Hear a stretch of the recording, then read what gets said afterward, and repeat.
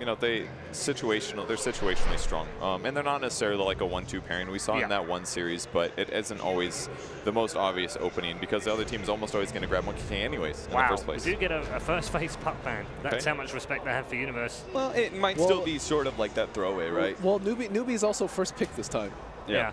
So it's it also leaves the Earth Spirit and the Monkey King in there. Right. So I think it's more interesting that EG didn't ban out the Monkey King,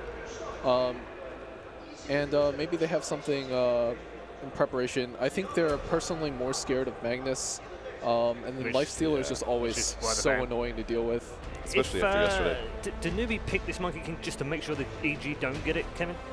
I think it's worth it, yeah. I feel like letting your opponents have Monkey King +1 is guaranteeing one of your lane goes well. You already have the best roaming hero. Your support has great team fight. It covers everything. Like it's like a Warlock with an Earth Spear put together, basically. Too expensive to throw away. So Newbee have taken it, and EG have locked in a Slardar and a Lina. Left the Earth Spirit there because they know that Newbee won't take it. Yeah, it's really good. Again, I feel like the Slardar really makes sure that the Lina does scale later into the game. You're not so set on this Lina just being like this like mid-game hero. You can now rely on it to scale a bit, so it matches. It doesn't fully match the Invoker, but it does kind of shadow the same sort of thing we expect. I think it's much better than the Earth Spirit Lina opening. It's very rare to say that. Right. I agree. And interestingly enough about Sumail's Lina, he does not take the respawn timer. He takes the extra Light Strike Array damage, and it's because with that, it's very similar to the old TI, the NA special. Yeah, let's borrow one from EG on this one then. Yeah, but with Sumail's Lina, he takes the Light Strike Array damage because it becomes like the old Lina where you can clear an entire creep wave now with just Light Strike Array plus Dragon Slave. And I think the other cool thing is it gives him different build options as well. He goes the Yules into Aether Lens build, and what was cool about it last time they did it is they paired it with a Centaur. So Centaur would look for a fight, blink, stun, and it looked like he wasn't going to be able to catch up in time, but with the Aether Lens and the Phase Boots, he gets there in time. Lands the follow-up stun, guarantees a kill, whereas if you go the Bloodstone build, yeah, you farm faster, yeah, you have more mana, but he's going to be able to turn kills a lot easier in the mid-game without needing like a Shadow Blade follow-up. So I actually like the way that Sumail's playing. I think it's a little bit more inventive and definitely has more variability. More aggressive. It's a very Sumail style. Yeah. He's basically saying, why do I need low cooldown on respawn? I'm not going to die. Oh, he's definitely going to die. Let's be real here. He is definitely going to die. It's going to be good this game against Abaddon too. Just heals him when he gets ult off, stuff like that. Okay, into the second phase. So we do lose a Drow. I think maybe EG should ban away Storm. I don't know, something about it. It's like this Abaddon. How do you make it work? It's this question mark that the Chinese players keep on running into. They pick up this Abaddon, but then they sacrifice their initiation quite heavily, and they just look off every single time. And I was trying to think of like what other heroes can really like mask that. And it's kind of like just Storm Spirit. Like Invoker and Storm, I think, are the only two mids that Newbee can really get here. Well, they've gone. Yeah, they've you like that? No, I agree because at this point now it almost has to come from your mid because your 4 position, which is your Monkey King, it doesn't really initiate for you. Your offlaner is an Abaddon, also doesn't initiate for you, and those are typically the two positions where you want your initiator to be.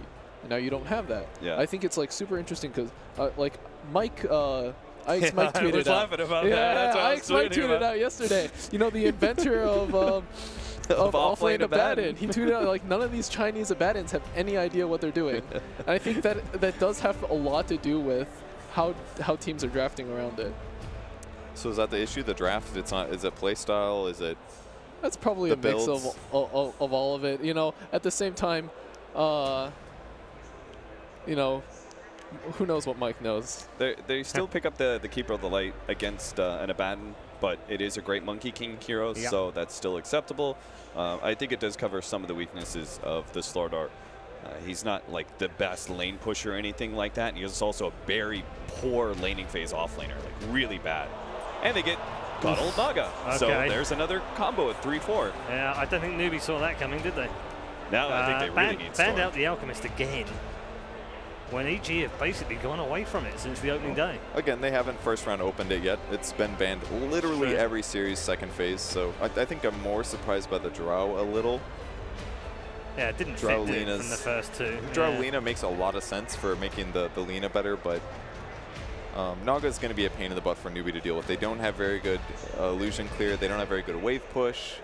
I think they're just going to get super pressured here. At least Newbee's 5-man looks really good. If they win lanes, they can definitely crush towers, but EG can also just go into other lanes and push them with Naga, with Keeper, with Lina. Those are like some of the best wave pushers. So I feel like it's going to be hard for Newbee to actually group his 5 and just allow themselves to take towers even with the gold advantage. Why didn't you take a Storm? Now it's out. What do they even do? Like they just pick up a late game mid? They don't have Storm. They don't have Invoker. I think Dusa doesn't have any heroes to enable her. No, there's nothing there. Do you go like Invoker's gone? That's TA? That's not going to work against Radiance. Slardar, Lina. And TA Lina is not a great matchup either. Come up with 5 though, with the ban. Well, that's the OG influence. Yeah. The Naga Enigma combo. Yeah. It's pretty deadly. Oh, Newbee. The offlane heroes for EG is still Centaur in the pool. Yep. Maybe it's a mid jug and they do something. Is there a safe lane carry that can change this for them? Abaddon. That changes a lot of things, Kevin, but I don't think for the better. What about like a Clockwork or something like that? Something that can force ganks and fights at least? I don't think Clockwork solves your problems either. At the end of the day, you still have a Naga to deal with, and so that's what they're going for, Ember Spirit. Okay. It's good at anti-split push, gives them some burst. It's not a great matchup against Lina, though. No. Maybe they can Romo with Monkey King Ember. The offlane Shaker. I mean, that is another, that you don't have Enigma. Instead, you have the Earthshaker set up, so. I like it. I like the Earthshaker. I think EG's draft is better. They had the upper hand all the way through. I think the Ember pick was good. It does something. Let me solve this real quickly for you, Paul. EG? EG. EG? EG. Yeah. EG. There you go, Really? Paul. Yeah. Well, okay. I think you may have done that faster than the graphics can actually do. Let's go production. They can't keep up. It's so fast. Well done.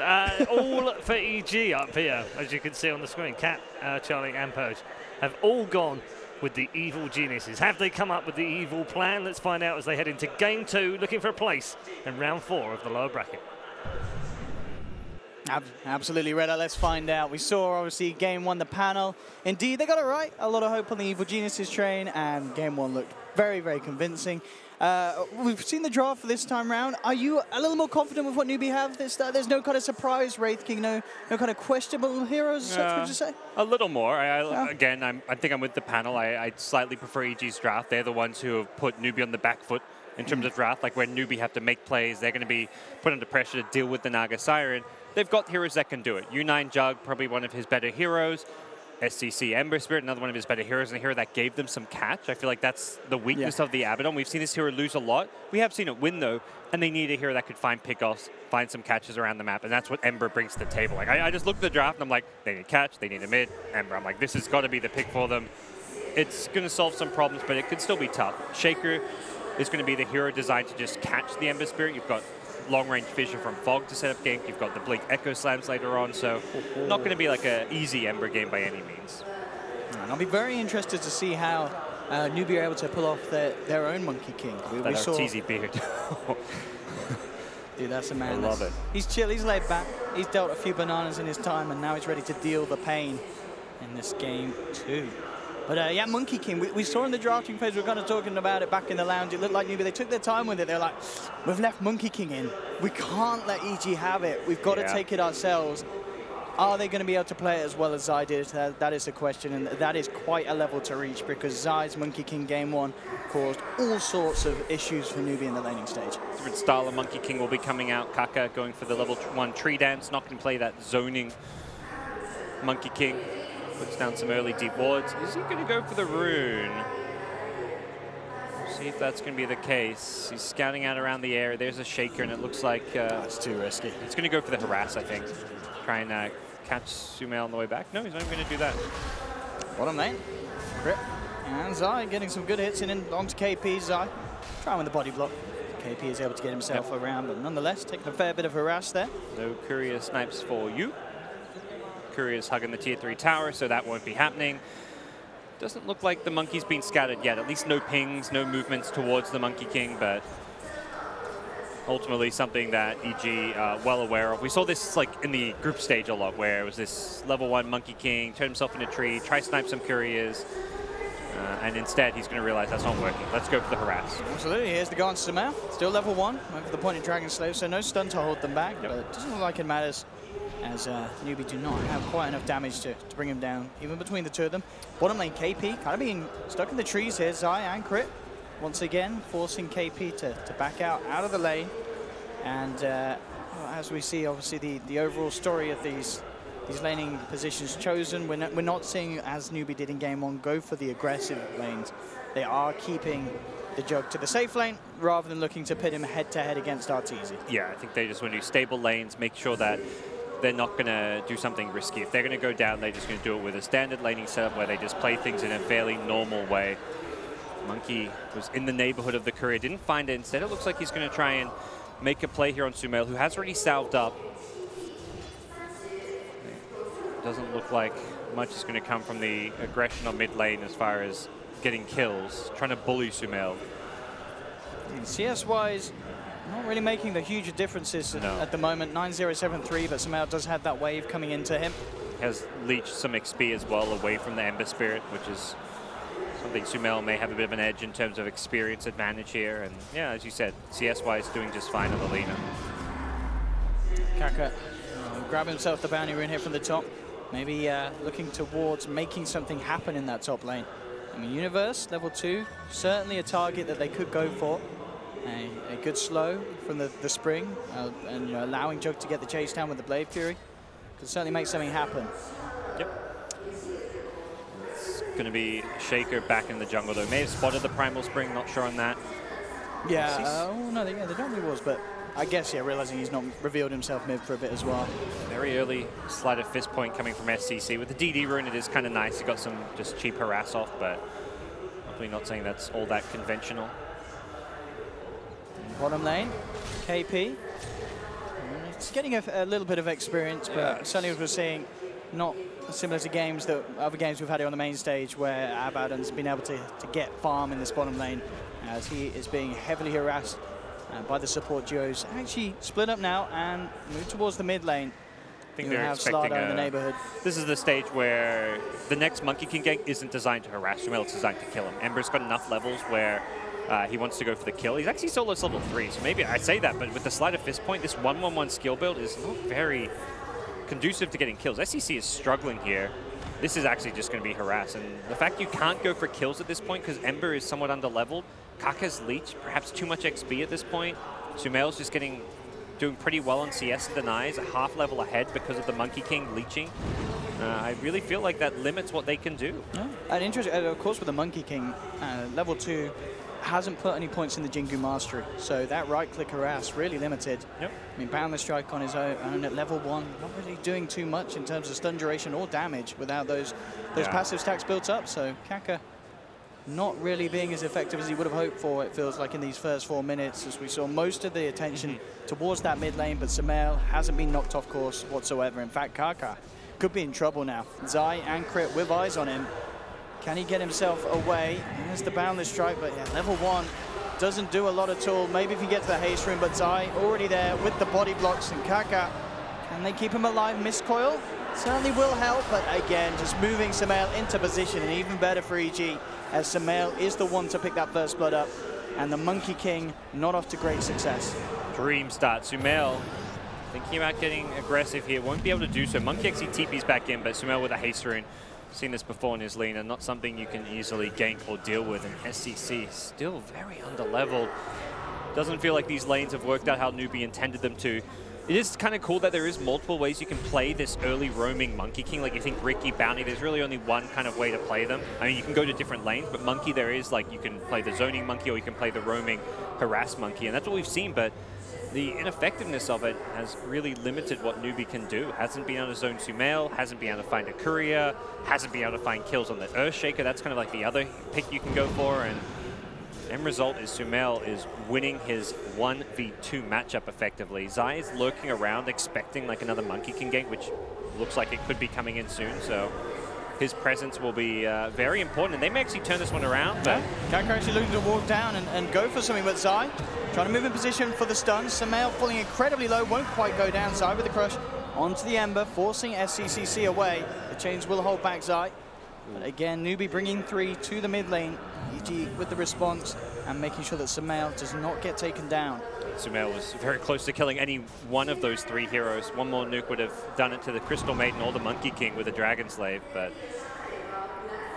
very well-timed and good positioning from the Slaughter there. It's often like a misconception as a support, like, oh, carry a TP and TP mid if your carry gets died. If you have to TP there, you're not saving Sumail. You've got to be there before the TP opportunity is there. So the awareness from the Slaughter to recognize the gank that's going to be coming in. Also know that Ortiz doesn't need help. He doesn't need other heroes down bottom anymore. He's got the sustain from the Arcane Boots to spam out, farm the lane, and it's in the bad, and it's not like he's going to get bullied all that much. If anything, until KP gets level 6, it's going to be the Naga bullying KP at this point. Both safe laners certainly finding the space, but RTZ just that little bit more so, as he has been clearing out the camps as well, close to the lane, keeping himself ahead of that farm of Unite. But as mentioned, Jug, certainly one of Unite's stronger heroes. Interesting to see what kind of build he goes, but mid lane, Sumail, of course, level 6 he was, had that Laguna ready to pop, and Ember just getting caught out, SCC outplayed. Top lane Kaka, maybe looking to make a go onto Universe, but it's hard to do so. Universe with a lot of stuns to turn around any sort of tower dive, and Kaka realizes that, only keeping vision, not looking to dive. Talking about diving those die, close to tier 1, but again gets out. Kaka was thinking about TPing across, but no way that he could have got there soon enough to hold him under the tower. Uni is just being able to spend the entire kind of early game jungling up, has the Iron Talon. Monkey's been like annoying and like leeching XP here and there, stealing bounty runes, but Universe is still level 5.5. Hasn't really been caught out. Kaka can't solo kill him at this point, unless Universe gets really low, and doesn't look like that's something that's going to happen. He's just going to stay here, leech XP. And they give the offlane to Zai, so Zai kind of under-leveled on the Slaughter. He's just been roaming around, helping out the lanes, is perhaps the kill that you can get if you're Newbee. Here's the setup for the kill that they need.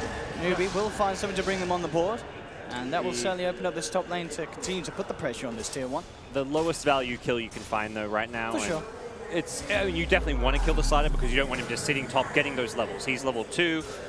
He's looking to catch up, find some CS if possible, but ideally even just get himself level 4, 5, get Corrosive Haze online. But you definitely take that kill, but ultimately doesn't really help Newbee. It just slightly hurts Zai and his progression. You're still losing these lanes pretty badly. Sumail's still going to continue to be a big problem. We've seen this Lina work very well against Ember, going for this fast Yule Scepter build, just able to instantly purge off the Flame Guard. Actually hitting it here. Doesn't have the mana for the combo though. Let's see, we'll back off. Has he got friends? Doesn't look like it. Our Radiant Sentry, and we'll see if he falls prey to this one. Does come out of the invis just to continue farming. All right, top lane again. They know Karkar's around and maybe wondering if SC was going to come across because the line was drawn from EG. Keep themselves very safe. Close back towards that tree line. Mid lane, Zai and Sumail putting the pressure on. Tier 1 falling very, very low. Bottom lane, KP is getting a bit of space on the Abaddon with RTZ heading into the jungle. And in fact, up towards the top half of the river, Kaka will find the setup with a Boundless Strike. Managing to connect the slow as well. And with SC coming across, they could have a good shot of bringing down Sumail. They'll surround him with 4. And Newbee get themselves certainly the kill that they hoped for. And at the same time, though, Universe will just drop the Echo straight onto Kaka's head. But still, overall, getting Sumail, that's what Newbee hoped for. It's the big kill they desperately need. It took quite a big commitment, but hey, you take it however you can get it and use whatever spells you need to.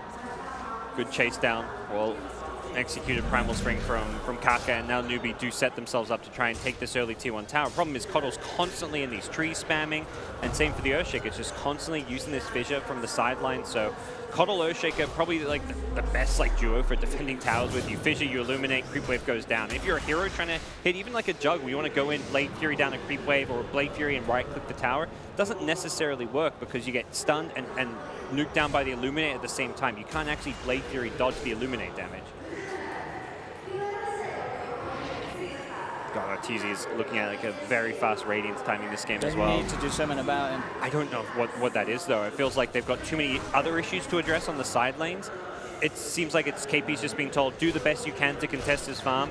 We've got Lina problems. We've got Earthshaker problems. We've got a top lane tier 1 tower to push. If you start roaming around the Radiant jungle trying to kill him, you're giving Slardar free farm at top to get his Blink Dagger. You're giving Shaker free farm to get his Blink Dagger. So I feel like in some ways the easier problems to address is the Blink Dagger timings of Shaker and Slardar, and as well as the Lina's progression. So considering how bad the lane stage has gone for Newbee, they've just got to, you know, pick their poison. Let Naga get the Radiance and try and find the kills elsewhere. Look at Unite and Faith finding Sumail again. Sumail did not expect that presence of Newbee in the jungle. As you can see, no wards from EG around their own bottom jungle area. The immediate D ward, though, will be there onto Newbee's vision. And again, it's big kills for Newbee. Finding Sumail a second time, getting themselves a tier 1 on the bottom lane. They're starting to move this juggle around, get Unite active, and find big objectives and pickoffs. Yeah, they've got to, and I like that they are prioritizing Sumail right now. Stop him from snowballing too hard. This just helps enable your Ember Spirit a lot more. If there's that really fast Yules, Aether Lens pickups, the Shadow Blade is a really dangerous item for Ember Spirit to have to play into. You don't want to let him get too farm. Ember, not that he counters a Naga or anything, but he's not like afraid. He's not going to die to a very farm Naga early on. So they're finding the kills on Sumail and slowing down his progression somewhat. And as you said, Unite has to get involved, has to be active, and the fact that he is very much one of the solutions for Newbee. Phase boots picked up for Kaka, who's getting space on that top lane. Universe about halfway towards his Blink Dagger, as we can see there with the 1250. And Crit coming up to join him as well on this top lane. Maybe to see if they can put a bit of pressure onto Kaka. Also Arteezy moving, heading up to this top half of the map. 3.5k gold, 12 minutes in. It indeed continues to look to be a very solid Radiance timing, unless Newbee can throw a spanner in the works. And there is a smoke movement from SCCC and Faith. They know Lina's alone. They had the ward up top, so they saw Naga rotate. They saw all those heroes. Can they get? They've actually pinged on the wrong illusion here. That was in the moment decision was incorrectly guessed there by Newbee, and they went on the right Lina. It would have been a quick kill. EG can't respond fast enough to save Lina there most likely, but once you make the wrong initial jump. Kaka jumping across, but the tree's taken down by Sumail. He will be kept alive by a little bit by the mist coil. Sleep comes through from Arteezy. Kaka, can he get himself out? He can't. Fisher straight away. In fact, the Fish connecting onto SCC as well. Beautiful combo there as they catch two. And they're not done yet. They're blinding light KP backwards. Has got the ultimate. Unite still in the neighborhood, pops an Omni Slash to instantly disperse Zai. Has found the Slardar Universe. Teams are moving position, still has an Echo Slam if he sees the opportunity to do so. Doesn't need to for a CM. As Sumail will get a double kill.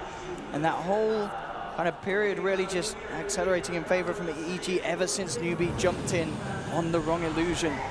EG just playing well as a team and coordinating the song to make sure they got the insta-stun as the song ended onto the Ember Spirit, meaning that he couldn't Remnant away, and he just got blown up. And that's like the one hero of your EG that you want to have a bad game is the Ember Spirit. Like, you're not overly scared about a Jug farming a lot or even a Baden. You can deal with those problems later, but if Embers get snowballing, that's a problem hero. Not to mention SCC is just often that snowbally player that you want to shut down when it comes to Newbee. Kaka just getting gone up on that top lane. I believe the Radiance recipe has been picked up by KP. Yeah, no Relic though, just going for the casual Radiance recipe catching in, making sure that he minimalizes his gold losses if he gets taken down. Yeah, I think he perhaps thought he was going to die in mid lane when he had to use the borrowed time, but they went for the CM instead. So, but now he's bought the recipe, so he doesn't have that opportunity to make the big jump to the Relic first, so may not pay off in the end. Not the biggest deal, but KP will be farming for some time. Also signals to EG, hey, I'm going Radiance now that they see the recipe. Not that it would have been a big surprise to them, probably the expected item pickup and also something they would quickly realize when he doesn't buy anything for some time. Universe with that blink complete, queuing up the Midas next, as is pretty much part of the course here in this current meta. KP, ult will be popped, Sumail's got the setup, and with the three of them surrounding him, they will be able to ensure that they get the kill. Sumail just making sure he gets the gold there with the Laguna, and EG themselves ready to find the still one on the top lane. Newbee Looking elsewhere across the map, still very impressive farm on U9. We've seen in these last few fights, even the ones that have gone EG's way, he's still been able to kind of find a quick kill with the Omni Slash and get himself back out to safety. And it's keeping him in a very good position so far. Faith, though, in trouble. He's been amped up. Zai's on the east, the rest of EG coming in from the west. And no hope for this CM. As another kill for Universe, the tower up top is secured, but Newbee will look to get this trade down on the bottom. The fortification comes out. They're sending the call across. As Triple C and U9, can they stick around for this one? Mass TP is coming through as well. Sumail has arrived, looks for the light strike. The chains will be there to cancel the animation. Universe jumps in with the Echo Stand, but already the Ember's out. A quick reaction from Triple C. Stun up to Kaka. Kaka taking huge damage from the tower with the Amplify. There's the Omni jumping in onto Crit, bringing him low. Not quite enough though. And with RTZ wrapping around with the Riptide, EG will be able to punish Newbee, get them off that tier 2. And a big kill for them this time. Sumail able to bring down U9. He's been top of the board. And definitely the biggest issue for EG is that Jug was getting a little out of hand. Sumail and Uni have just continued to make the plays for this EG team. They've definitely been the high performers when you look at EG and like who's stood out, who's been winning them games. I mean, they are put in those playmaking position roles. Really great defensive heals, and Uni made a fantastic play. The fissure timing as the Blade Fury ends. If he doesn't fissure there, the Omni Slash comes out. Omni Slash has this slight cast time, and he basically prevents Sumail from getting caught out by the Omni Slash because of that the timing on that. So really nicely done. Covers Sumail. Didn't hit the biggest Echo Slam that he was hoping for, but ultimately the follow-up play was where he kind of saved his teammate and also made sure that it had the ability to kill off the Jug. Yeah, it was a heads-up attempt with the Echo, you know, trying to get that instant stun onto the Ember, but SC was very, very quick with the Remnant out. So that does stunt the Juggernaut a little bit, getting that big kill for EG, and not to mention they just got that Radiance on Naga, so this is where Naga's kind of being neck and neck a bit with the Jug slightly behind. Things will quickly change for EG and RTZ as he accelerates in farm with this newly purchased Radiance. Definitely, as we can see at the moment, the biggest difference really being between the two mids. SC needing to catch up a bit to be on par with Sumail. Sumail has been able to claim quite a bit with these kills that he's picked up. And Okaka's in the trees. Look for the light strike and won't find it. That maneuverability, of course, from the Monkey King leaps and bounds away from EG. You can't do anything about it. He's even just, oh, is he baiting them in? Ooh, they will with the light strike. He did get off the tree in time, though. And yeah, Kaka, it's too strong. As EG, even with the 4 of them up there, and a hell of a lot of ways to stun him, just can't catch him. A wonderful creation, this Monkey King. Masterful, says the Toad. But yeah, KP continues to farm 2k gold. Kind of like him, Naga, fighting over the farm in the jungle. Faith is actually going to be able to find a kill here, like with the freezing field. Nicely done. It's just a slider, but I mean, slowing. Shaker's already got blink. Anything you can do to slow down the sliders one? Yeah, what's the progress on Zai's gold actually? How? 2.1k net worth. He's not doing great. Yeah, 1400. Yeah. So yeah, it's a bit of a way there. Lose a bit of a chunk though, as you mentioned. Yeah, for sure. It's not like a necessary ingredient, but to get the blink right now, like you've got the Naga who's doing fine, but you're not using Shaker's blink as like a fight starter. You don't start a fight with like a blink fissure or totem typically, or blink echo. Yes, if you can catch an ember, like that. That's why Shaker wants the blink. He wants that so he can insta stun and take out an ember from a fight or a Jug. So blink echo is used for the cause. If you're ganking around using smokes and you're trying to just gank whoever, that's where Slider leads. He's looking for the Monkey King, the CM. He doesn't care. They saw him there with that tree jump as he went between the vision, but again he's out once more. He is amped. It doesn't matter. The crowd loves it. That definitely gets a few O's frogs. Sumail's done. He's like, I really want this Monkey King. He really wants that Monkey King. Faith will get out, and so will Kaka. TP's out from the trees. That is obnoxious. I mean, Kaka certainly struggled to really kind of get himself felt in the laning stage, but we're seeing in this section, 19 minutes in, he's certainly creating space and opening up the map as EG have been on the chase for him, and they just can't quite grab him. Yeah, I think the big stat to look at there is the Ward's place. He's the one getting all the vision. That's what Monkey King has brought to this team, is the vision advantage. He's constantly scouting it out. He's tanking smoke gangs, wasting EG's time and planting good observer wards deep on the map. Some of them have been dewarded and found by EG, but some have also been maintained and used to set up kills, prevent ganks from happening. So has been very instrumental when playing from behind. Having a vision advantage like this can make a big difference. Very impressive as well, really. Still looking at U9's Jug, he is keeping on level with a Radiance Naga. For the time being, of course, at least, you do certainly expect to see that difference start to break away, but to still, at 20 minutes, have very minimal of a difference between the two of you. It just goes to show how well he is farming and keeping his efficiency up across the map. Yep. See the boots of travel now for Arteezy, so it's that next big item jump. No rush for EG to try and fight. They may look for the smoke moves around the blink on Slada, as said. He's like their main initiator to find pickoffs and start fights. Oh, Samael caught out by a boundless strike. SCC and Faith in the neighborhood. He will use himself up, try and get away. And in fact, with the Echo Slam from Universe, the turnaround will be there. They found the Monkey King, won't find SCC who's out. And now it's Universe in trouble. Omni slash onto Zai. It's still Newbee coming out on top despite Uni's best efforts to turn it with an Echo. He jumps in, but EG lose all three. Yeah, if he manages, just for the Monkey. Yeah, if he manages to get the Echo off and Sumail actually uses spells before dying, we could have seen a bigger turnaround, but great position on the high ground from CM. We've seen some fantastic freezing fields this tournament. CM play from players like Nuts has been great. That CM positioning there with that freezing field, providing the extra damage and doing a really good job as well. And SCC held onto his spells. He waited for the defensive heals before committing in.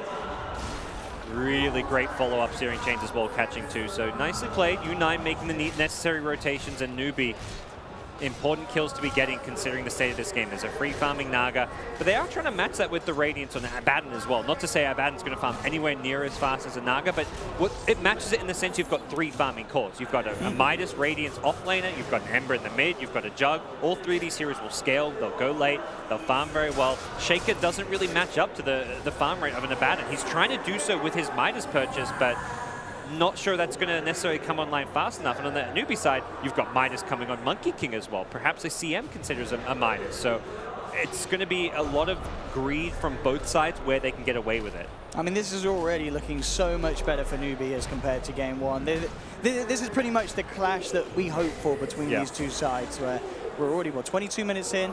Yeah, Newbee, I mean, 10K lead in terms of experience. Net worth, of course, a little less so, but still the lead is there. It's still hard to talk about it in how big a strategic lead when you're versing a Naga, because this is a hero that's often designed to play from behind, to have poor starts, really take some time to get online, have to split push later on. But Newbee, I feel like, don't have issues scaling. They're going to be able to secure a Roche themselves. They're going to be able to go well into the late game with all 3 cores. They're not all in on the early to mid game. They haven't gotten ahead by playing super aggressive and dominating the lanes. They've gotten ahead by playing a farming efficiency game. Oh, Roshan, of course, being the objective here for Newbee, and EG absolutely none the wiser as they are positioned down towards the bottom. Maybe looking to catch them out. Finally, Samael will TP to the shrine, but not looking to head towards Roche. And Newbee, they'll get away with this one for free. U9 picking it up, and indeed, this Jug looking very scary. Manta Diffusal. Yep. Scardy queued up for him next. He could just, he's going for, it looked like a blink before the Scardy. He can just jump on the Lina, try and take her down to the start of the fight using that Diffusal. Can't rely on the defensive heals so much anymore. And is a very handy pickup. Those kills on Sumail this game around that kind of, after losing the lanes, getting a couple of kills there, really kind of slowed him down. It's an overall kill lead for EG, but most of those came in the very early game laning stage. Since then, it's been a much more Newbee-driven story. As KP gets his Radiance and is farming very well on this Abaddon. And as you said, a lot of eyes on the Arteezy Naga this game. Yes. To make Naga things happen. Well, he's kind of been in the back seat for EG. A lot of their wins, at least the main stage, haven't been influenced by him. He's been the player getting shut down. It's been Sumail and Universe really showcasing their ability to make plays. Now it's Arteezy's turn to step up. This is his game. Sumail, he's been pressured. He's been shut down. This is where EG need to show. This is a game where this is all 5 of their players can step up when needed. Arteezy, this game very much on him. They're playing from behind. He needs to do his thing on Naga Siren. There's plenty of room for the teammates. I mean, you've got a Blink Shaker, a Blink Slada. These heroes can find pickoffs, make plays, but it's the Arteezy Naga that EG will have to fall back on.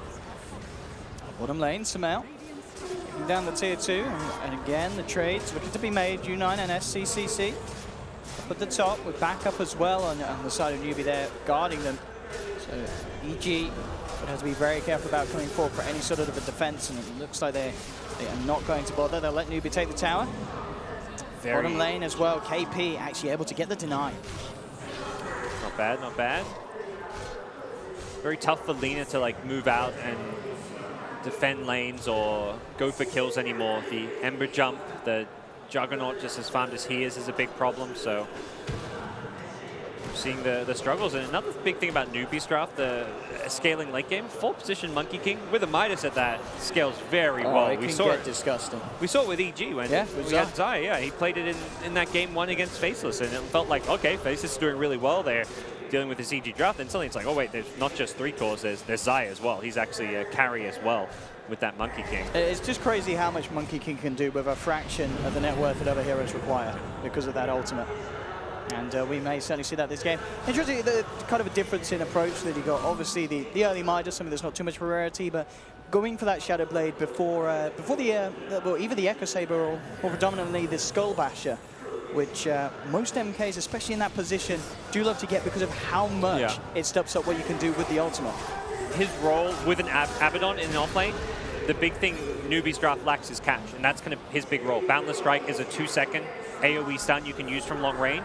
He needs to get the best possible Boundless Strike, and that's where the Shadow Blade is going to be used to find pickoffs, Shadow Blade through lanes, catch the Naga Siren like hiding back deep. So this is an item that just enables you to find the back lines and get to them. And I think Monkey King is taking a different approach where, yeah, he can scale into a carry and all, but his primary role is going to be those pickoffs. And that's where, I mean, U9 recognizes we don't have good catch. I'm going to get a Blink Dagger. Like, they're trying to compensate for the fact that your draft does lack that catch potential.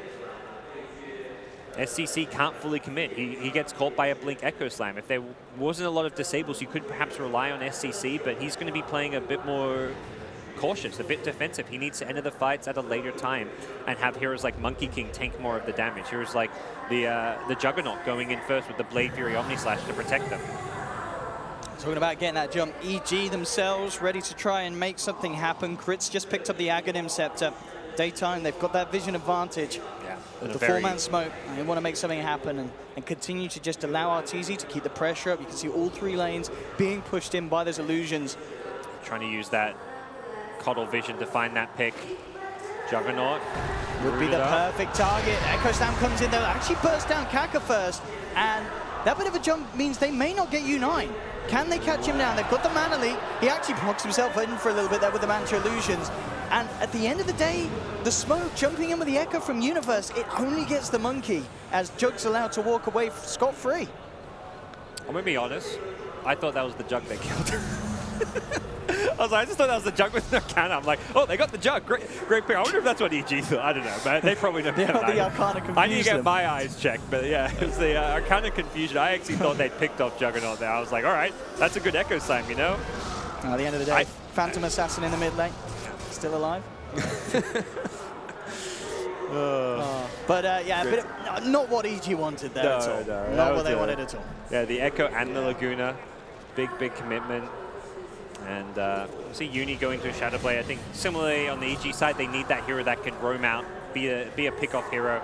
That's his role in the game. And the fact is, he has the long-range fissure, but then there was no follow-up stun. So otherwise, Monkey King could Shadow Blade away. He may get like off a boundless. If he gets off a Boundless Strike, perhaps that fight goes terribly wrong for EG. So he just felt like he had to commit an Echo Slam to kill the hero, whether it was a Jug or a Monkey King. And they make sure they get the pick, but ultimately not a very worthwhile smoke for EG, but still, I mean, it's a Naga game, so they're not overly worried, like, okay, we didn't kill a core. It's not like that was a desperation smoke where it had to find a big kill for them. They would just prefer to find a bigger value target. Now, of course, Kaka will indeed go for that Basher pickup. Shadow Blade on Uni, more jumping potential from himself is there. Yeah, 29.5 minutes in, 12-8. Arteezy, of course, with that lead, and is certainly making that gap getting bigger and bigger. It was about 2K ahead just a couple of minutes ago now, 3K ahead of the Jug. And at this rate, I mean, it's just kind of just slow that down. Newbee have to find Arteezy and take him out. Otherwise, this pressure really is going to continue to amp up. On lane, jumping onto KP. TP reactions will be coming through. But with the sleep actually from the sidelines here from Arteezy, trying to allow EG to deal with the Abaddon before having to face the rest of Newbee. They're moving again, but they can't quite bring him down, and now it's EG that have to be careful. U9 jumping in onto Zai. Zai taken down by the illusions, but they've lost the Monkey King. And RTZ and Universe around a second, bringing out KP. U9 blinks forward though with the Blade Fury. He's picked up a triple kill. He's going to be able to grab himself an Ultra as he finds Crit in the 2 lines as well. And in fact, it's going to be a full team wipe as RTZ chased down and caught out by SCCC and Faye. Newbee again punishing what seems to be EG's desperation to find these team fights, but they never get the big pickoffs they need. I mean, yeah, they got KP, but they can't control SCC, and U9 is just having an absolute run-of-the-mill. He can do whatever he wants in these team fights. The biggest issue there was how much they healed KP. They used him up to try and waste the borrowed time duration, but that level 3 borrowed time just getting longer and longer, and once he landed, they actually threw more spells at him, healing him up. He was in critical HP. All it would have taken was one spell post borrowed time, and you'll see here on the right, like they nuke him down, the Illuminate, the stun, the Dragon Slave, they get him back to full HP. Yeah, KP's like, thanks for the heals. I mean, they do kill him at the end of the day. Yeah, that was really bad. They used way too much and wasted way too much time on the Abaddon. And that chase down potential U9. Just getting maximum usage of those diffusal blade charges. Kill after kill after kill, and the decision, of course, to bring Arteezy into it ends in absolute disaster. In theory, like, Arteezy's sleeping, what, 3 heroes off to the left? So I mean, yeah, literally trapped the whole team. Well, they had a lot of time to work on that Abaddon, but it just wasn't enough. And as you said, with them deciding to play medics for the enemy side, it didn't go great. Kaka getting that good scouting info. Oh, that's a nice, quick, easy pick. SCC comes in, takes a quick snipe, and really seeing Sumail's fall off. He's very squishy. This build of his, great for early game if you're snowballing, but the second you kind of hit that wall or hit that roadblock, which has been Newbee's mid-game aggression, you look very squishy. Like, his net worth isn't that terrible. It's just the fact you don't have like those tanky items. You don't have the Bloodstone. You don't have the Shadow Blade. You don't have these items that you can like move around the map. The Aether Lens, the Yules. You're still very squishy with these item pickups, and we're seeing it as Newbee have managed to find him time and time again. Newbee straight into that Roshan pit. EG with no Sumail. Unlikely to be able to do anything about this one, as again, Newbee have control over this area. Send in an Agra Illusion. Won't do anything fancy. As U9 grabs himself the Aegis. Manta for KP. He's kind of following in the footsteps of his SCA friend Ice Ice Ice, the build we saw come out earlier. It was very good as well. We saw in the Ice Ice Ice game just using the Manta-style illusions with the Radiance to make it very hard for these Blink initiators to find the jump that they can. It's going to cause massive issues for EG with this Slardar and Shaker looking to get in on the front lines. It's just not going to happen when KP's in the neighborhood. Yeah, it's great. You can even put shields on them. It's going to be extra annoying. Very good at getting out of some of these spells like Mana Leak as well. So has extra added value because of that. Abaddon's a hero that can run into mana problems very quickly. Aphotic Shield does cost a good chunk of mana. And if he went for the, I think it's an armor talent over a mana talent, you often actually have, so he's gone for the armor over the mana, which means you have mana problems. I mean, you have mana problems either way, but that's something which you often have to worry about. But yeah, Manta Illusions will be very, very problematic for EG. He's basically role-playing Naga. It's KP. This guy is well known. He used to play for Newbee. Like, he's the offlaner, but when they picked Naga, when they had Hao and Moon on the team, he used to play the Naga. Moo would like swap roles with him, go to the offlane, play a space-creating hero, or they'd like aggro tri-lane with a life stealer, and KP would be like, I'm going mid-Naga, guys. Yeah. There's Naga in the game. I can do it better, even though I'm in a Abaddon. Yeah, the Octarine queued up. He's looking exactly to do that what Arteezy has been trying to so far this game. Artur, of course, still the predominant lead. 23,000 net worth. Mid lane, the go being made here onto the Crystal Maiden. Maybe can they do anything in response? They are going to jump in onto Sumail with the Omni Slash. U9 just destroying the Lina. Crit trying to get himself away. The root will be there from Artur to look to hold back the Jug. But they've lost 2, they've lost 3 as the miscoil from KP flies through. They grab themselves the gem out of the dead hands of evil geniuses. Ooh, no gem for Coddle. Takes away a lot of that vision advantage. Not sure what happened there at the very start. Sumail blinked in Insta Laguna. It looked like it was on Monkey King based on how much HP he lost, and he didn't actually die to it. So Monkey King surviving meant Laguna was in some ways ineffective that fight, and Sumail puts himself in a very vulnerable position with that aggressive blink.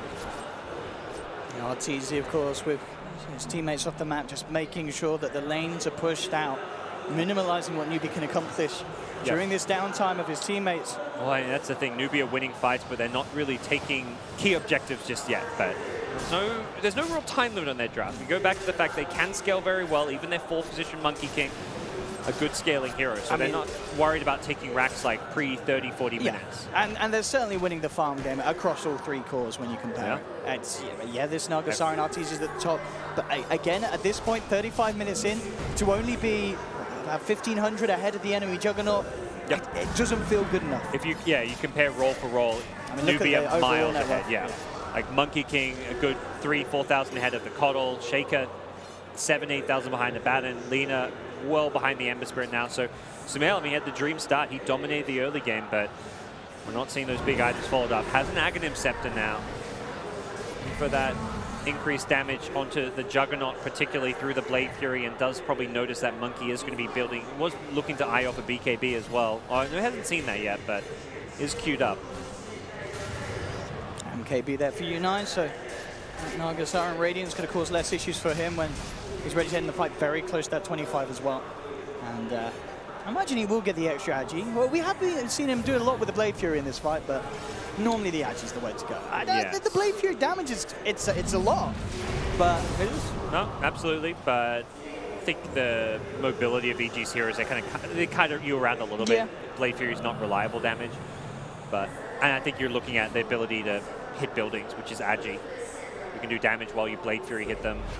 So I think the Agi is going to be the way for the overall strategy, is going to be the stronger option. Yeah, Arto as well, looking to just tank himself up. Notices the MKB, so rather than the butterfly that we normally see being prioritized, just going to go straight for the heart on his Naga build this game. Very good, effective lane pushing, cuts all 3 waves, very deep, prevents any kind of a Newbee push in mid lane, fulfilling his role and buying time for EG. It's kind of more a question of what are you buying time for? Is the Lena or Shaker really going to turn this game around with certain items? Can the Naga turn it around eventually? Because Naga is close to that 6-slotted state, so you're buying time, you're dragging the game out, but there needs to be a long-term plan and goal for EG. I'm a little disappointed by Universe. He had the Crystallis queued up. I was ready for the right-click Shaker, but he's going for the 4 stuff. I mean, obviously, the team item here, really, and certainly needed to help kite them away from these bigger cores. Up top, Kaka just finding crit, and he may have been blinding lighted, but his illusions certainly haven't. And Kaka takes the kill. Yep.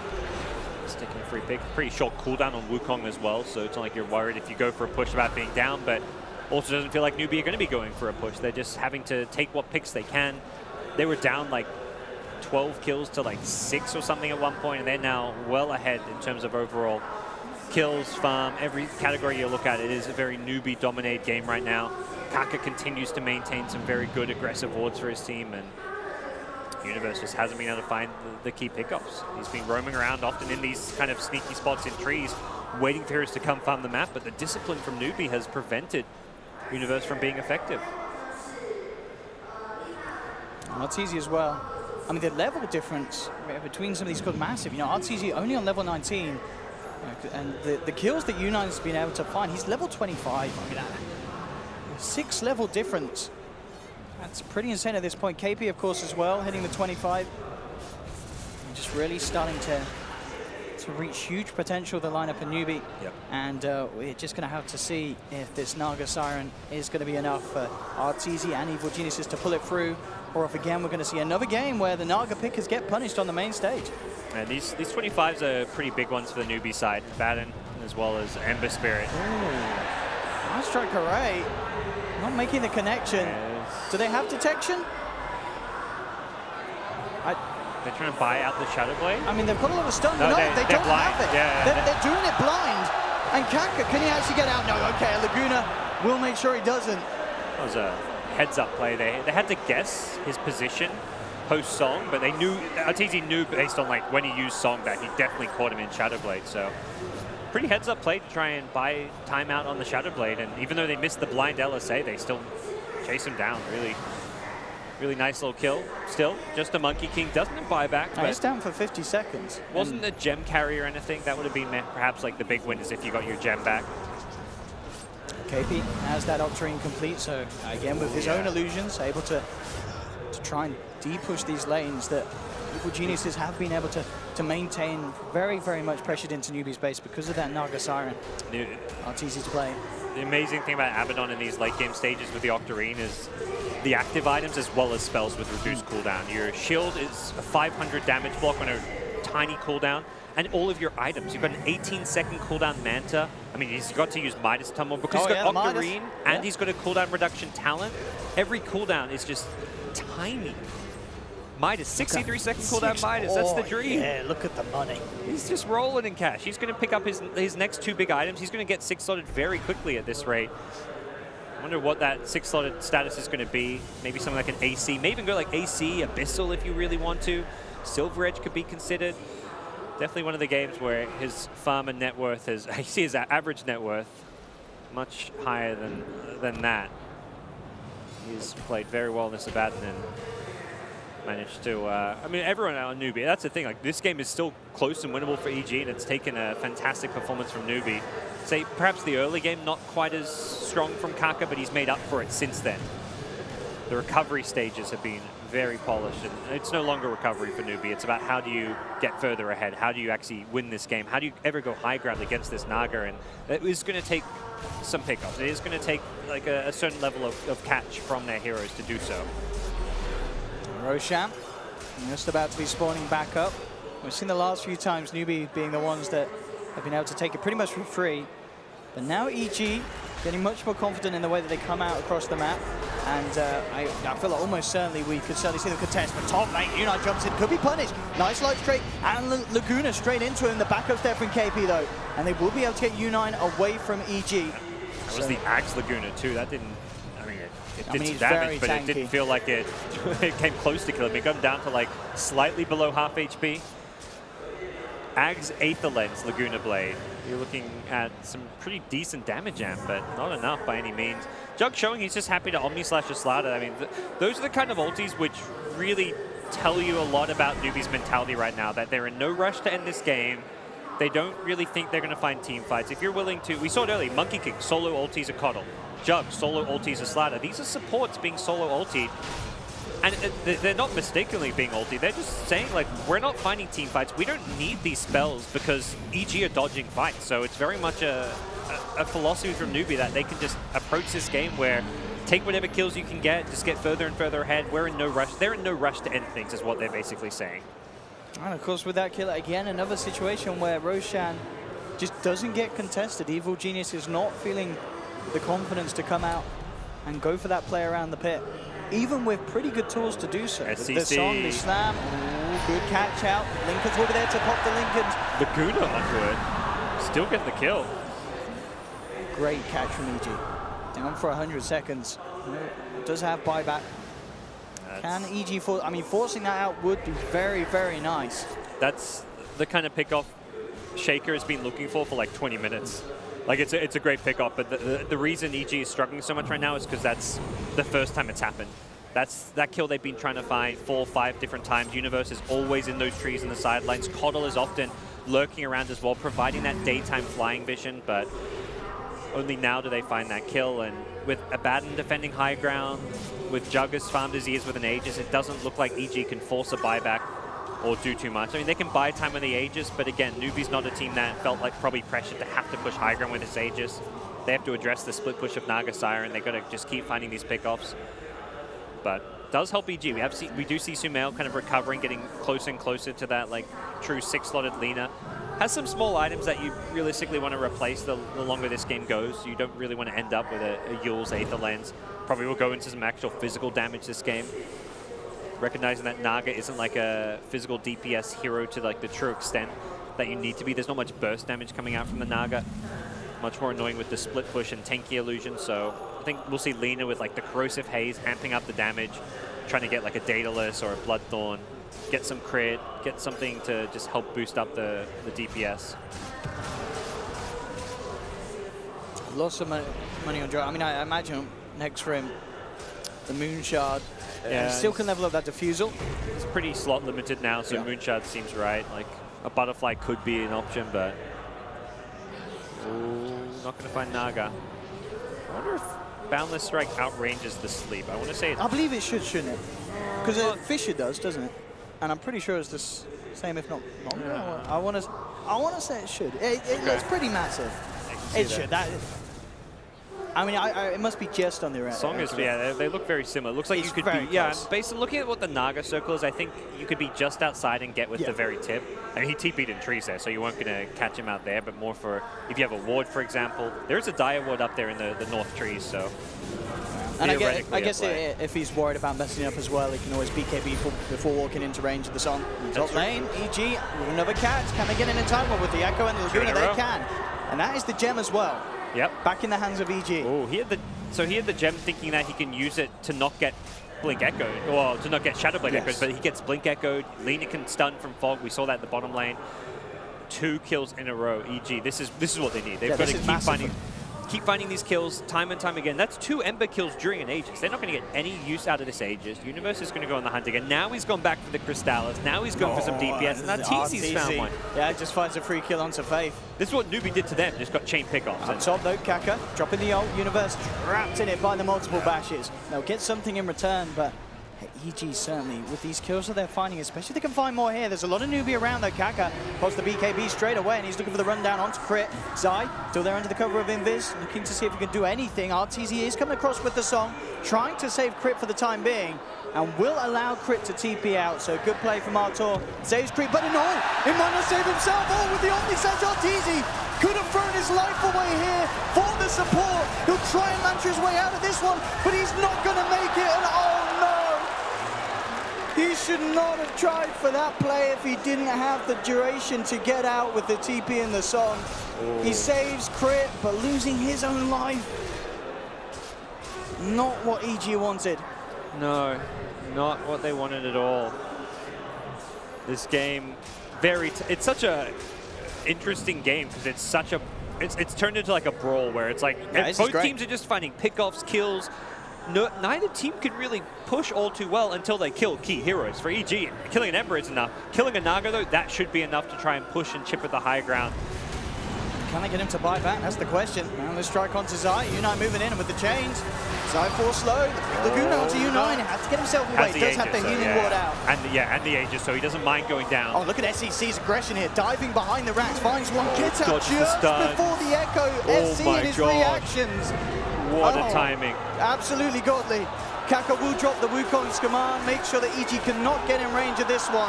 They don't want to use Naga's buyback. The Fortify coming out a little too late as well. And Newbee moved towards mid. They've still got 10 seconds. RTZ is certainly not going to want to buy back in that short amount of time. They may lose a second set of racks here as Newbee moving inside with the jump stun, but immediate reactions from the side of Newbee as they bring down the Slardar. Universe being held back by these Radiance Mantra illusions of the Abaddon. And Newbee will get the range racks as well by the looks of it. Light Strike is there onto U9. Now they're going to play it safe. No messing around for that final touch. They've got more than they hoped for. Can EG find picks on the way out though? KP, well, Mana still does have the ultimate. And will pop it straight away trying to get out. May just be left. I think if you're Newbee, you just say he's 1 kill. We're not too worried about that. And he's got 9k gold.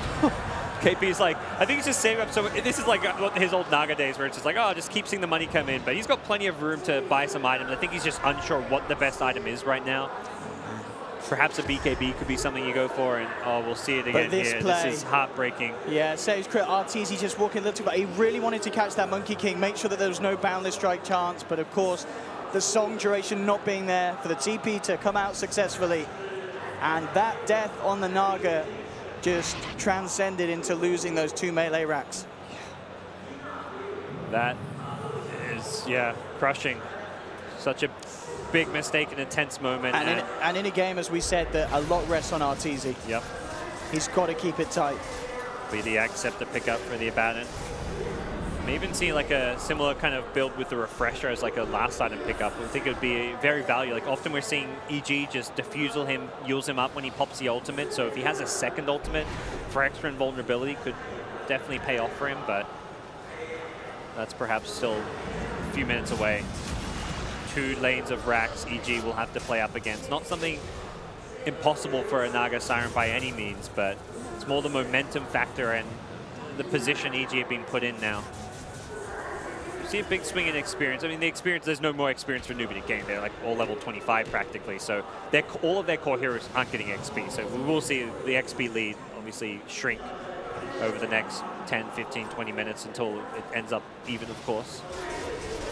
At this rate, we may even see the CM hit 25. I mean, she's 21 at the moment. What is the level 25? Is it you the get extra frostbite? frostbite duration or Nova damage. Nova damage got buffed recently, like from 200 to 300 as well, so it's a lot of AoE damage. But frostbite, most of the time you go with the frostbite.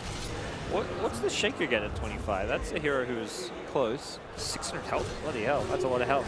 Oh, you should take that. I mean, minus 2 seconds. I mean, if you go for this crit, you know, it's could be good. Both can be good. See what Uni decides. A lot of excitement here in this game as 51 minutes coming up on the clock. Every EG game just is like absolutely nuts. Apart from like that game 2 versus Faceless, which was a bit more of a stomp. No, we don't talk about that one. No. I don't even remember casting that. No. I believe it was over before I had a couple of tea.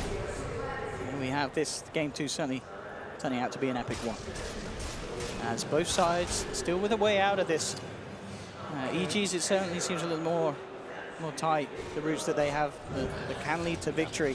Jug going back for the BKB once. I'd say more than anything, like good against like a lot of the spells. It allows you to just hit the racks during Blade Fury and BKB, but also good against the Song. Something they've kind of lacked as a way just to stop this Song TP from happening. If you can BKB in, he's got an MKB, so we can stop that TP. EG coming around, they'll find Faith. They'll look to jump the CM first. Both scepters there, doesn't matter. More than enough magical burst. Kaka though, with a huge Wukong's command into the Omni-Stitch as Sumail's out. RTZ out of mana. He's got the Song. Unite BKB'd up though, looks to take down Crit. RTZ, can he get his way out of this one? He's trying to run, but SC's brought down Zai. He moves on for the second. They've got the bash, they have the control. They've team-wiped Evil Geniuses. 28 to 21, the buyback's starting to come out immediately. RTZ knows he has to be back in the game. Needs to push these lanes out to try and minimize what can happen, and he'll go full in with a purchase. He'll pick up the Bloodthorn. No waiting around for the Naga Siren at this point. You need that insta buyback. Shove lanes as soon as possible, but bottom lane, there's a creep wave. Newbee will be escorting that creep wave for dear life, knowing that the mega creeps are nearby. Shaker's buyback does come with an Echo Slam, perhaps wanting to hold on to his buyback, but we'll see. We need a big echo from Uni. Yeah. Problem is, some of the ultis like Wukong's command come up very quickly, so it won't be long before Newbee has those tools again. But again, SC's aggression will be halted for the moment. RTZ with the Song, 2 seconds and Uni's back. Zai, you get the follow-through crush, will look for the time. SC with a sleight of fist to dodge. It's too quick, and on the sideline, there's a monkey in your trees.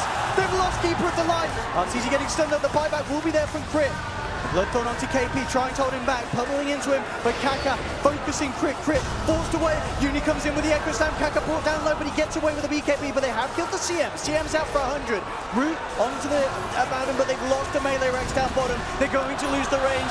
Zai's taken down, neither hero with buyback. Unite moving in onto Sumail, cuts down the Lina, onto RTZ. GG is called, and we'll be taking this series to a game 3 gods. Holy moly. That was some game. Some game from Newbee. The fact they came back from such a rough laning stage. EG, it felt like just another classic EG game. It felt like they were going to win the lanes, come out of that. Sumail was dominating. He would completely crush the Ember Spirit in mid lane with the Monkey's help. He won a 1v2 lane. You can't ask for more from Sumail. But then come mid-game time, Newbee made a couple really good moves. They found the pickoffs. Ember Spirit slowly called out, found some kills. U9's Juggernaut, though. It's insane. I think the best Jug we've seen this tournament, honestly. I mean, I feel like this hero, we always see issues where it's like, oh, it's a stable, versatile hero. Doesn't power farm maybe enough. Falls off a bit. No. He was always on top, always making plays, moving around the map, involved in absolutely everything. He was such a standout player. Keeping on par with the Naga Siren that hit, RTZ got a decent Radiance timing, and as we saw at the start, he didn't get slowed down, but they didn't need to slow him down. They were like, all right, our Jug U9, he can keep at the same level as you. And what a game 2. I mean, a little bit more flashy than game 1. Of course, EG, as the panel kind of talked, having that stronger draft. This time around, Newbee coming in with something a little bit smarter, it felt. Stable, and certainly it really felt like that first pick taking the Monkey King away from them. It's kind of playing out to be a bit of a crucial pick in these drafts. Yeah, Hero may just resort to getting banned out the way that we've seen it be played in Zai's hands, and I think same thing. I mean, Kaka, I don't think was quite as good in the Hero, but he was very annoying come mid-game with all the vision that he gave his team, so... Yeah, and those late-game Wukong's commands, certainly team fight winning. But there we have it. We're going to a Game 3. It's all getting exciting here. The crowd, of course, is loving it. Back to you, Paul. Game 3, I can't wait. Yeah, Sony Picks are very excited down there on the main game floor, and now we're very excited up here as well. After we thought that was going to be an extremely long game, Newbee decide they're going to shut down EG and get rid of that naughty Nagasara. And we're back on the panel with Capitalist, with Charlie and Purge. How is Owen not done talking by now? Like, if I was casting that game, I'd be like, get it off my table. Like, let's go to panel. He's hyped though, and it is absolutely packed in here. I mean, we were so hyped that Newbee started winning. Once they took that first lane of Rags, we were cheering Newbee all the way. Because watching two Naga Sirens in a game is... This fight was so cool that they separated both at the same time to double fissure and get the double kill. It was incredible. It looked pretty good for EG at this point, but I think the most crucial gank that actually happened was when Newbee rotated U9 to the Radiant safe lane to get the kill on Sumail at the Bounty Rune and then take the tower. By doing that, they just started setting tempo, and that really allowed him to stay ahead. And at that point, he actually became such a good hero against Lina. Normally, the matchup's not as good, but because his early rotations were so good, he had tons of farm advantage, and he could just Omni Slash and guarantee the kill or two. It was so well played by him. There were a lot of EG mistakes that occurred in plenty of these team fights. We just saw one, the Blinding Light, as the Echo Slam comes in.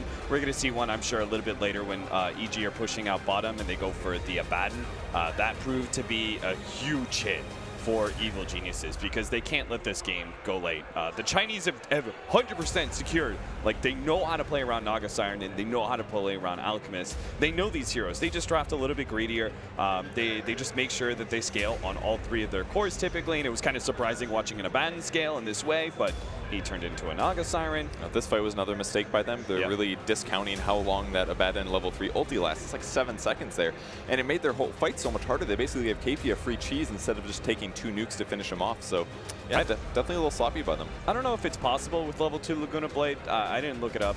And I think he would have died if he would have Laguna Blade. Can you Laguna Blade, with level 2 and just take out the Abaddon? That obviously would have been like such a great play. I don't know if he has eggs or yet. He didn't at that point. Okay, so it does 650 damage then, which after reduction would be like, it'd be real close. They'd have to get him to like 430 HP-ish. Somewhere in there, Be a close one. You could probably do a spell, but still.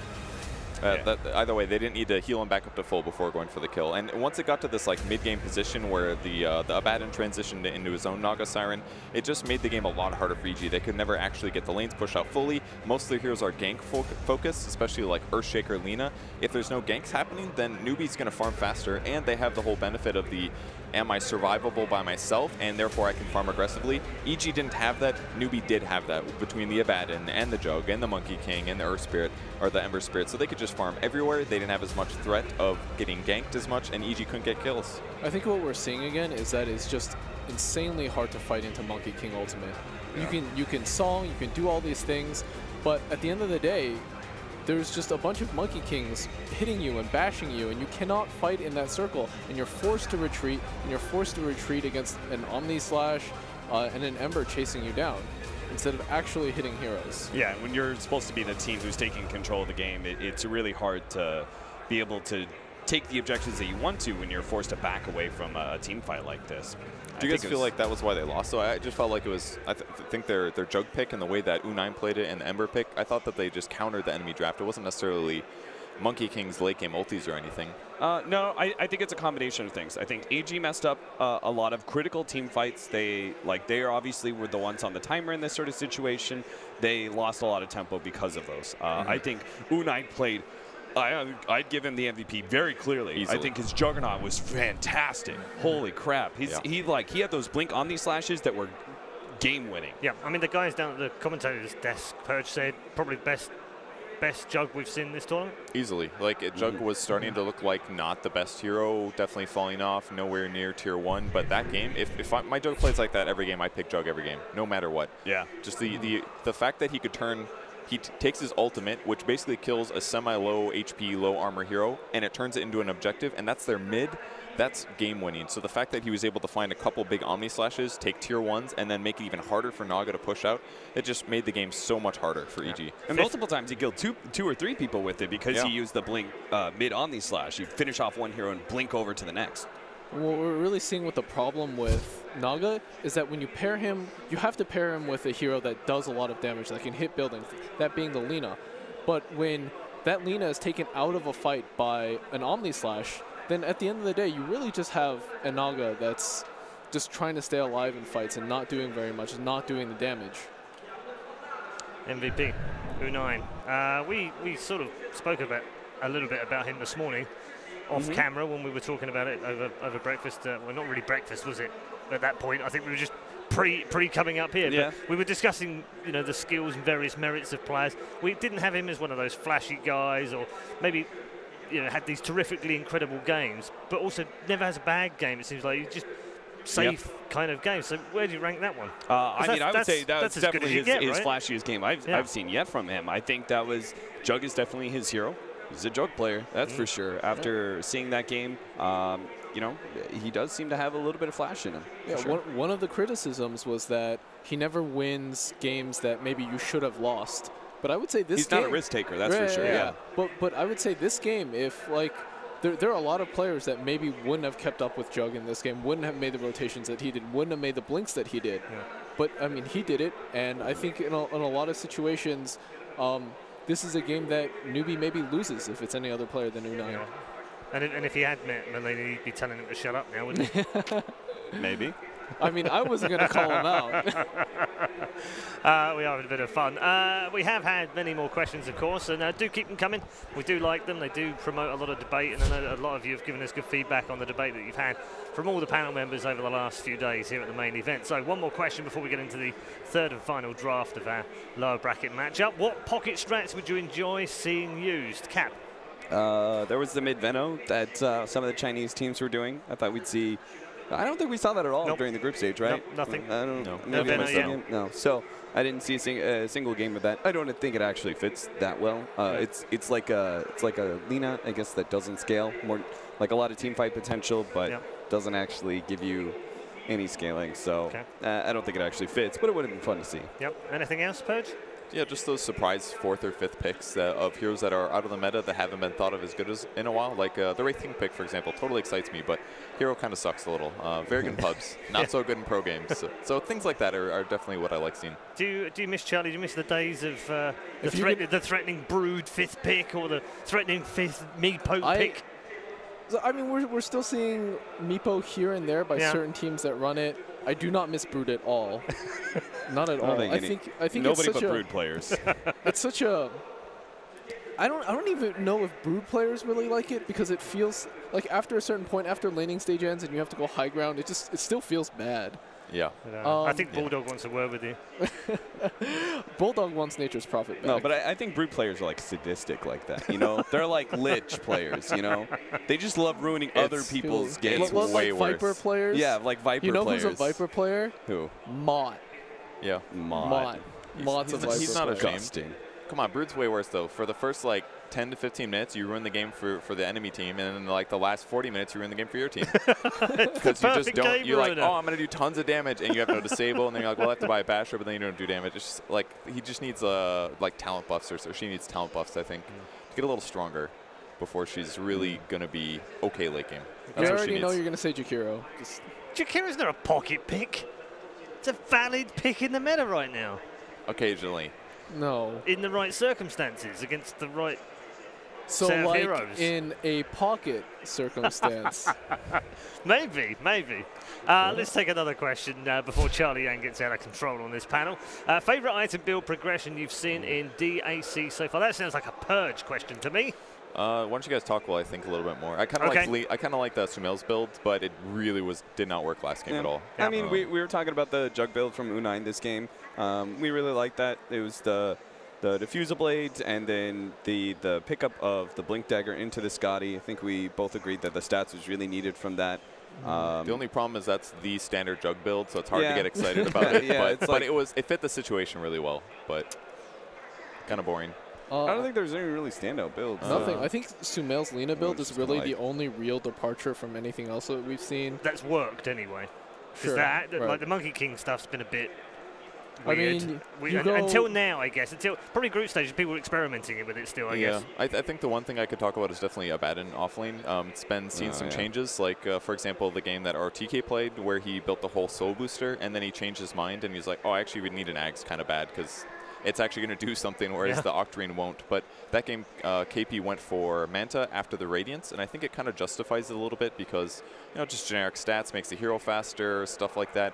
He turns into a Naga Siren. I know Charlie doesn't like watching it, but it makes the build better, I feel, than spending 6,000 on an item that makes you marginally tanky and gives you lower cooldown. So makes his Midas better, makes all his skills better, and then he got to go back for the Octarine, and then whatever he wanted afterwards. It actually made, like, felt like the build was more smooth, like kind of the difference between when Alk first got figured out. Yeah, that is indeed OP. my kind of least favorite item build progression I've seen so far, Kevin. Thank you. It's obnoxious to watch. It looks Radiance. It's one of those builds where you're like, this needs to get removed from the game, but it's smart. I'm just glad that they're going away from the Radiance into Octarine. It's just so slow and chunky, clunky, really. Okay, Charlie, got anyone? I mean, least favorite item build: Manta, Radiance, Octarine.